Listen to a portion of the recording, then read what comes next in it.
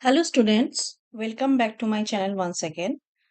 So today we will be covering some multiple choice question of CBSE grade 8 chapter Comparing Quantities. Mm. So let us take a look of the first problem. So what is given? If x% of 50 is 9, then find the value of x. Okay, so I will show you step by step how you are going to approach this problem. Solution.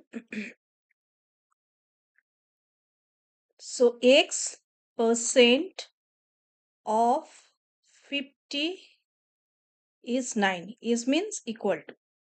So x% means percentage. We know that whenever there is a percentage sign we will represent it as x by 100.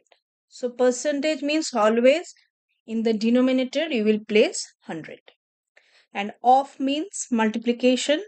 So x by 100 multiplied by 50 equal to 9. Now cut this 0, 5, this will be 2. So what we got, x by 2 equal to 9. So that means x equal to 2 into 9. So we know that x by 2 is there. So whenever we 2 will be transferred to the other side, it will be multiplied. So that is equal to 8. Sorry, 18. Now let us take a look at the question.